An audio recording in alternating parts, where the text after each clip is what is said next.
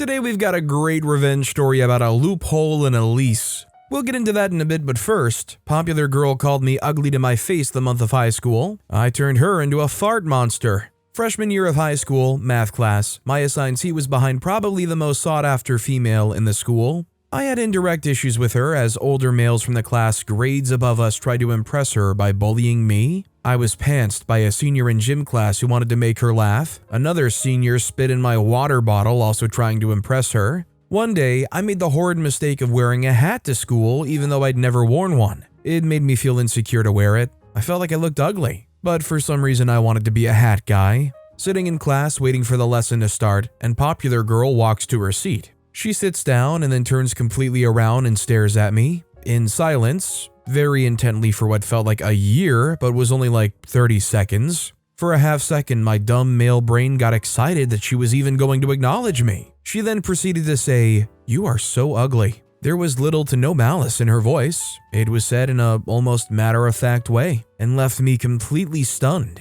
She then stared at me for another 10 seconds and turned around. My face was probably beet red at this point. I'm embarrassed, hurt, and any form of what little confidence or self-love I had for myself completely left me. So of course, what does my adolescent body do in this moment of complete humiliation? Fart. Loudly. Immediately, the jockey kid to my right yells something along the lines of, "That stinks, who crapped themselves." Instinct kicks in, and I blurt out, "Ew, popular girl, at least leave the room." Now, no one would ever actually believe that popular girl farted. And I'm pretty sure that my tone of voice would have clearly given away that it was me and I was blaming someone else for it. But her reaction to being called out was so visceral that the hungry jackals, which are high school students, couldn't help themselves, and they began to pile on that the fart was hers. From that point on, I made it a point to fart in that classroom and always blame it on her, which always led to the class joining in. I never had an issue with her again,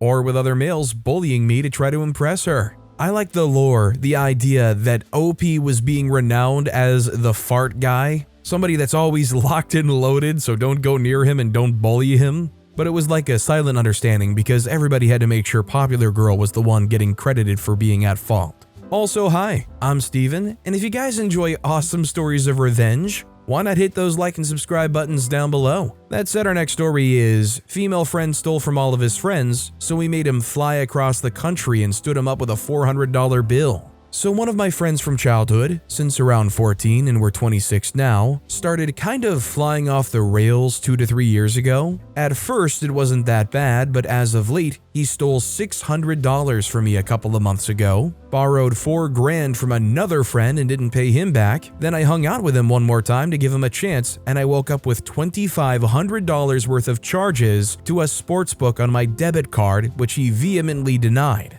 He's pretty delusional and considers himself a businessman despite never doing any actual successful business, and pretends to be on LinkedIn posting these weird rants. So a couple weeks ago, I contacted him as a potential business partner and offered him a lucrative deal. The only catch was he had to fly 3 hours to me for a dinner to seal the deal. And this moron fell for it so easily. I didn't even plan this part, but the meeting day ended up being December 23rd, and he left on the 22nd, which turned out to be the worst day to travel all year. Flights were both $800, and he sat by the airport all day on the 22nd. When it came down to the meeting, I booked a reservation for a nice steakhouse, had him show up, and told him to order a bottle of wine and appetizers so it would be ready by the time we got there. He sat there for 2 hours, and I eventually sent him a text about how dumb he was to fall for it and how destructive his behavior has been to everyone around him. Did I win? I think OP won. I think it's pretty safe to say. It's also incredible to have it time out where they were traveling on the 22nd, which, as anybody knows who's tried to book a flight, if you're booking last second,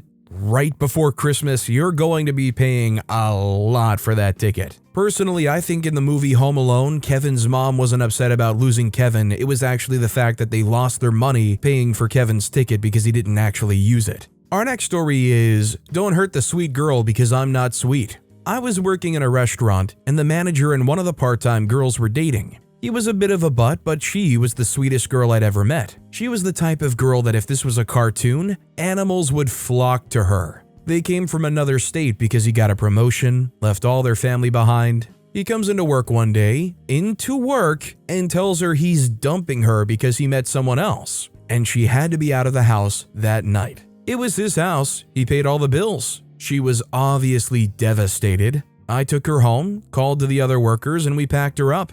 After a while, I told everyone I was going to get us lunch. What nobody knew was that in the way out of work, I grabbed a pair of thick rubber gloves, the kind that go up to your elbows. On the way to get food, I stopped at a joke shop and picked up some itching powder. Whilst the others were packing, I went into the bedroom and rubbed the itching powder into every pair of underpants in his drawer. If you rub it in hard enough, it can't be seen, so he just wore them. She stayed with me for a week before she could go home to her family. During this time, he was discreetly scratching all the time. I told him that maybe he'd caught something from his new girlfriend. He said no because she stopped hooking up with him when he started itching and still won't. Itching powder isn't easy to get rid of, even if you wash your clothes, so he was scratching for weeks. He deserved it. I suppose this is pretty innocent enough, and this guy was definitely a total sleazebag, so I'm not gonna hear this story and go, oh, no, that was too mean or something. Definitely wouldn't advertise going around putting itching powder in people's pants though. Our next story is, push my kid and I will respond appropriately. This is very petty.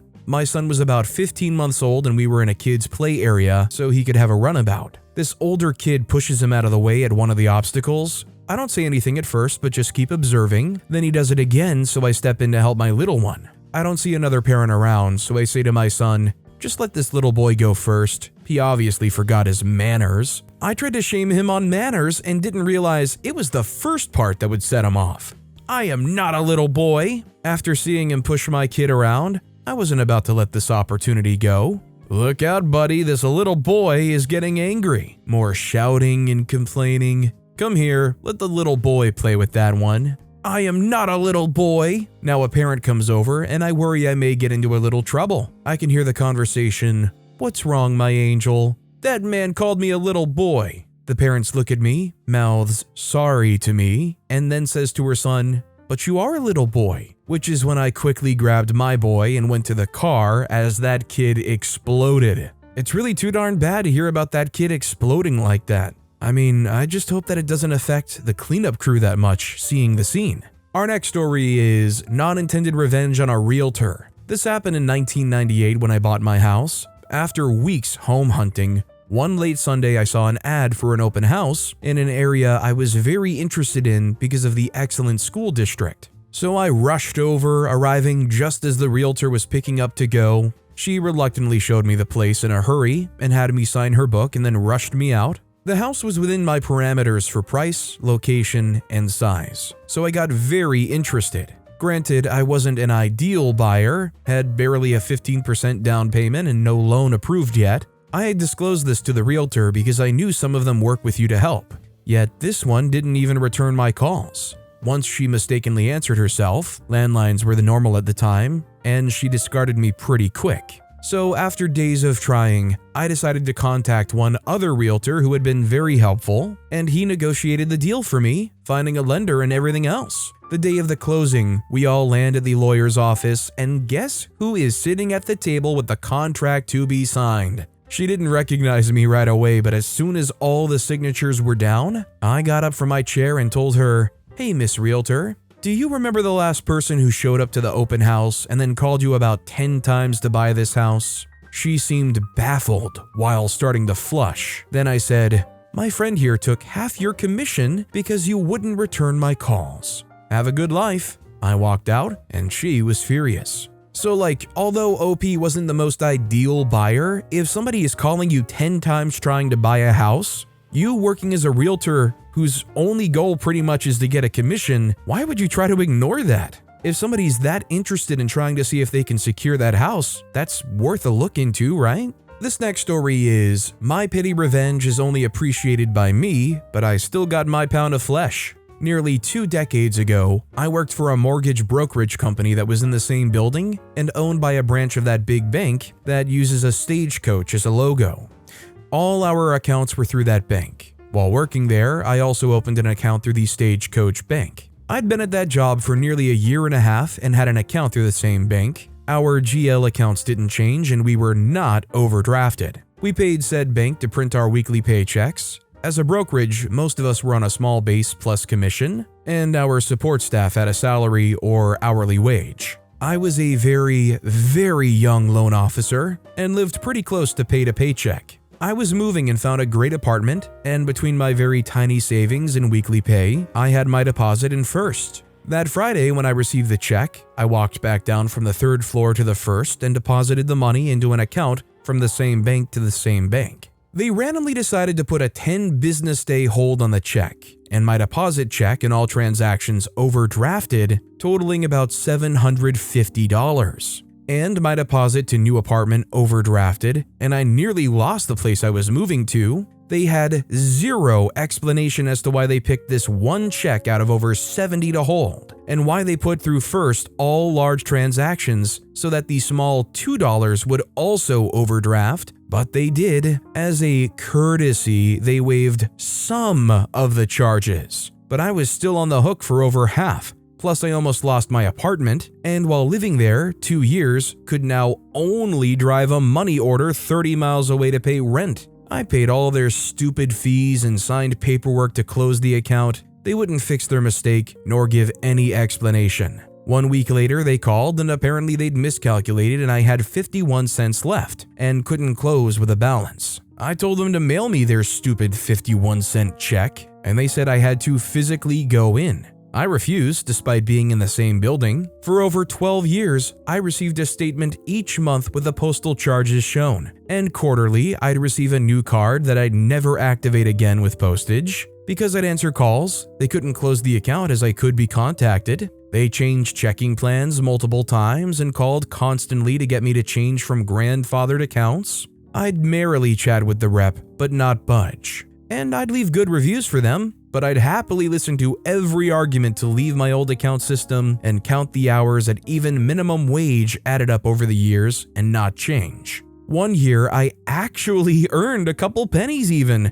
Woohoo! More statements. I didn't love the waste of paper or plastic, but I did recycle it all. Finally, after over 12 years, they found a way to force me to change accounts or start charging a maintenance fee. I told them to mail me my check, and they finally complied. Idiots took over 12 years to do what I requested to begin with, figuring just minimum wage and postage, not counting cards and other stuff, not refunding me the stupid 51 cents after being jerks. The branch manager was really nasty about their glitch, and then realized she knew me but still made me pay a majority of those overdrafts, worked out to about $1,780 base plus the rest. Jerks should have refunded overdrafts and sent me my 51 cents. Well, depending on what bank that is, needless to say, that's a lifelong customer, or, well, former customer, that is never going to talk nicely about that bank if it ever comes up in discussion. Our next story is, housemate wants me to remove my stuff from the bathroom for her party. Okay. My housemate from whom I've been renting a room for 3 months from is having a party today. Apparently, she decided the idea of inviting me to attend said party was utterly unacceptable. So a few days ago, she sent me a truly lol-worthy text message recommending, for my happiness and yours, yes, that was how she phrased it, that I pick up a shift at work or go out with my friends today. She also included a long list of other recommendations, including locking my cats in my bedroom, yes, all day, taking my coffee maker and dish towels out of the kitchen, and removing to my bedroom any of my possessions from the shared bathroom if I don't want people to touch them. She phrased it that way because I've asked her not to keep messing with my stuff, which I am absolutely not allowed to call my bathroom, even though I'm the only one using it 99% of the time. Well, considering she didn't even have the decency to ask and has been a royal pain in the butt recently, including waking me up at 1 a.m. Tuesday night when I had to be up at 5 a.m. for work,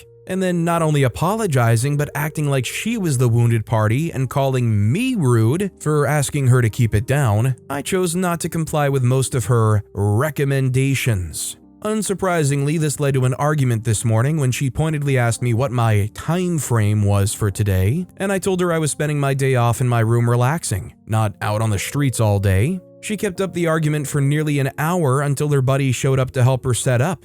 Well, I did take a little petty revenge by following one of her recommendations. I took all of my toilet paper and bathroom wipes that I paid for, out of that bathroom. And wouldn't you know, when she found out, she got huffy and said, "You took the toilet paper out of the bathroom?" As if I'd stolen it or something. I advised her that it wasn't my job to pay for toilet paper for a party I'm not even invited to. Seriously, I'm unwelcome at her party, but she thinks I'm going to let her guests wipe their butts with good toilet paper that I paid for? How about no? She should be grateful I told her before the party instead of letting one of her buddies discover the issue for themselves. I should add, the aforementioned shared bathroom is on the 3rd floor, while the party is on the lower 2 floors, and there's a bathroom on the 2nd floor that they can use. In the nearly 4 hours the party has been going on, I think someone's been up to use it 1 time. P.S. And because I know someone will likely ask, I've not given her any reason to exclude me. The only reason she gave is that I asked her on a few occasions in the past to turn her music down.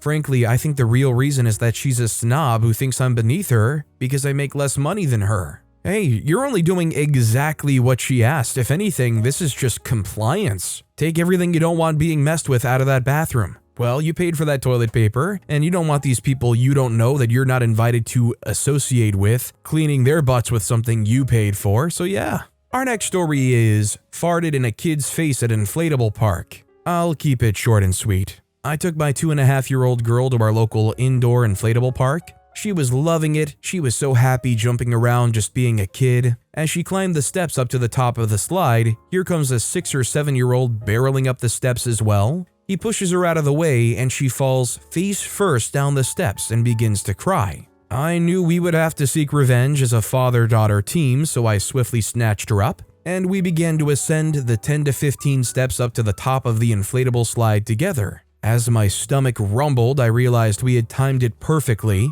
The kid who knocked my pride and joy down was once again barreling up the steps behind us, only this time to be met with a ferocious mud cloud concocted by none other than yours truly. At last, victory was ours and we were redeemed. The kid shouted, "Ew, something smells like poop," and I sobbed, laughing. My daughter and I went down the slide together, and victory was ours. Well, I'm not going to advocate for this revenge method. I'm not even sure how effective it is considering it's a 6 or 7-year-old that probably isn't aware of what's even going on. But I guess as long as it makes OP feel better. I mean, if it made their kid feel better too. And from the sounds of it, I'm willing to bet it legitimately made OP feel better. This next story is, this is the way we wash our clothes. My son had to go on a business trip and I apartment sat for him. There was a single washing machine and a dryer in the basement. And I put a load in the washer one morning. It said it would take an hour. And I went back down to put the wash in the dryer about an hour later. When I walked into the laundry room, a woman was putting clothes in the washing machine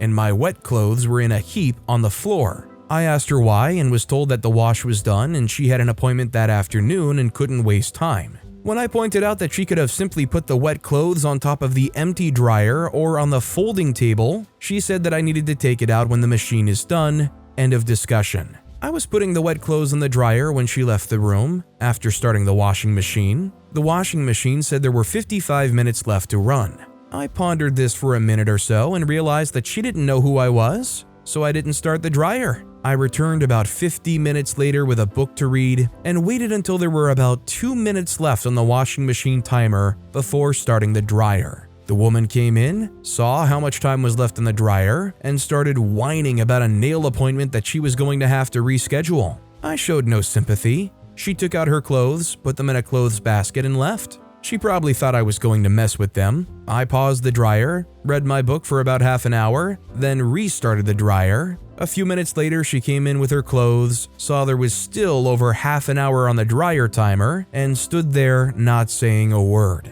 I never looked up from my book. She stayed there until the dryer was finished and had to watch me fold my clothes on the table, taking them out one by one until the dryer was empty and she could load it. When my son returned, I told him the story. He laughed and said he knew exactly who she was. I love that OP only had to describe the story and the circumstances for OP's son to know exactly who they were. Somebody like that who operates on that kind of time schedule must be infamous in their shared living space. This next story is Food Thieft. I'm from a predominantly Muslim country. I share an apartment with 4 other dudes. I'm the only non-Muslim, but I get along pretty well with everyone. Lately, I've noticed that weird portions of my food would be gone if I keep it overnight in the fridge. I asked everyone, but they all seemed to have no idea what I was talking about. So I came up with a good idea. That morning, when everyone was in the kitchen having breakfast and getting ready for work, I went, "Hey, you guys haven't been stealing my food, have you?" They all shook their heads and I said, "Good, because it's pork noodle. I know it's forbidden for you." One of them, the overweight guy, immediately started retching, gagging, and puking in the sink while we were all laughing. He will never steal my food again. You just gotta find their weaknesses, right? If that didn't work, then you start going to even more desperate, drastic moves saying like, "Oh, I always spit in all my food." I don't know how well you could actually sell that one, but it would definitely make them think twice about it. Our next story is a loophole in the lease. 2 months ago, due to a work promotion, I had to relocate to another city. All accommodations were paid for, housing included. The company rents a nice place for me in the vicinity of the branch office. It's a modern, minimalist 2-story house which I'll be going to live in for the next 10 months. It's privately owned and comes with a spacious front yard and a small oval-shaped swimming pool in the spacious side yard, adjacent to a gazebo where I usually hang out on my days off. Sometimes my colleagues come over to use the swimming pool, which I've encouraged them to because why not? The owner of the house used to live in the newly built house for a couple of years before he and his family moved to another city to accommodate their kids' education since they would be going to a university there. Everything was great and went smoothly until a few weeks ago. It was my day off. I was taking a nap when I woke up to loud splashing and people laughing and talking. Assuming it was probably just my friends showing up unannounced and enjoying their Sunday afternoon, I went back to sleep. But when I woke up a few hours later, I was shocked to find empty cans of Coke, cigarette butts, and food wraps strewn about on the ground near the gazebo. I rang my friends up to remind them to pick their crap up next time before leaving, but they told me they had no idea what I was talking about since they hadn't come over that day. I resorted to random guessing. The neighbors had trespassed, thinking I wasn't home. But since I had no proof, no security camera around the side yard, and had no idea who the culprit was, I decided to wait and see. The following week, when I returned home after picking up lunch,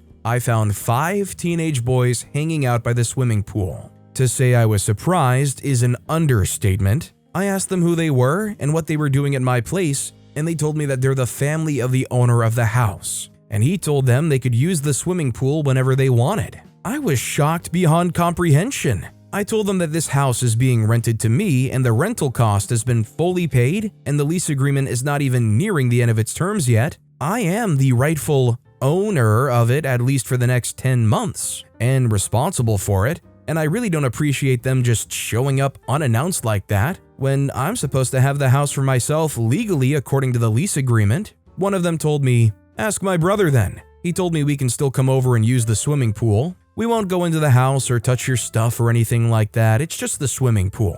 Apparently, they live in the same neighborhood and have access to the backyard, through which they get to the swimming pool because the owner gave them the key to it. I insisted that the house comes with the swimming pool and they have no right to just barge in whenever they feel like it, and he insisted I call his brother, which I did later that night after they left. Much to my annoyance, the owner told me that yes, he has given permission to his family to use the swimming pool. I have the house all to myself. Yes, they won't get inside, but they're free to use the swimming pool. Nowhere does it say specifically on the contract that I have full, temporary ownership of the swimming pool, or that he or any of his family members is not allowed to use it. Like his brother had said earlier, it's just the mother freaking house. I asked him why he didn't mention this to me or my manager before we signed the lease, because if he had, I would have made sure that we weren't renting his place. He calmly said he didn't think that would be a problem at all. I was fuming. I rang up my manager and he agreed with me that there's a considerable amount of bullcrap going on here and he would get someone to contact the owner. All in all, there isn't much we can do.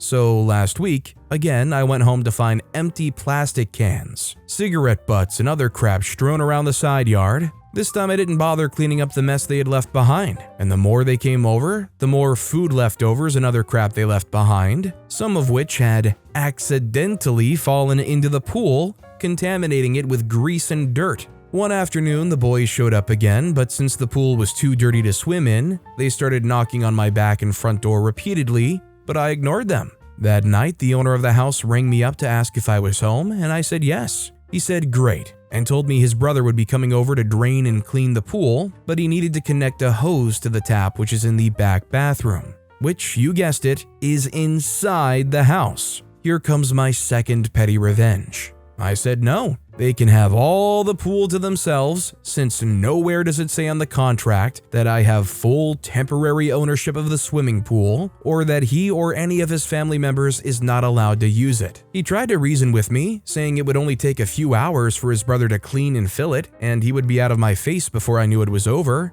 but I wouldn't budge. I recited to him the part of the lease agreement that says I have all the house to myself, which of course includes the downstairs bathroom. I even went on to warn him that if his brother or any of the family members tried to break in, I would make sure the police got involved. It's been more than a week now. They haven't shown up. The side yard and the pool are reeking of death, baking in the sun for days. I just close all the windows and turn on the AC. I cannot lie, if I were in OP situation, I would be pretty darn upset too. I would feel like I got utterly screwed, and yeah, I wouldn't want to work with you on any of that. You guys do whatever you want with the pool, forget it, I've given it up, it's all yours, but don't even try to come inside the house and don't even act like I owe you or should do you any favors. This next story is, insult my boots? I'll embarrass you in front of your friends. When I was in high school in 2008, I was uncool. Lots of rumors about me being a Satanist, etc. I was an easy and sad little target. One day, I wore my new cherry Doc Martens, and as I walked past one of the known bullies/troublemakers in my year during phys ed, he yelled, "Nice boots," in a way which implied he did not think my boots were nice at all. As I walked off, I fumed and thought, dang, I should have said nice chest back to him. Old mate was overweight in that era where thin was in and even a little chubby was a big deal. I remember him getting a lot of comments about his weight, which is pretty depressing in retrospect. Luckily for me, I got in enormous trouble later that class and was marched by our teacher directly past him and all the boys who were waiting to go inside to change. Once again, he smirked and said, "Nice boots." And I smiled and casually replied, "Nice chest." The boys roared with laughter, and the bully was very embarrassed. And the teacher was decidedly unimpressed. I'm not too proud of such a low blow, but it's always satisfied me that the guy mocked me a second time, allowing me to get him back. I didn't have many wins in school, but that one was very petty and fun. Now, how many times have any of you guys been in that situation where you had that little tussle or argument or disagreement where you just don't seem to get the best of them or you don't say exactly what you'd want to say, and later on you're in the shower or you're laying in bed and boom, it comes to your mind, the perfect comeback. Imagine having a situation like OP's where you experience it, you don't say what you want to say, you feel like, dang, oh, I should have said this or that, and then they give you the golden opportunity to just slam them with it. I'm sure it was so satisfying for OP in that moment. But with that being said, that's all the time we have for today. Now, if you want to hear another awesome revenge story, check out that video on the left. Or if you missed my latest video, check out that video on the right. That said, I'll see you all next time with some more stories.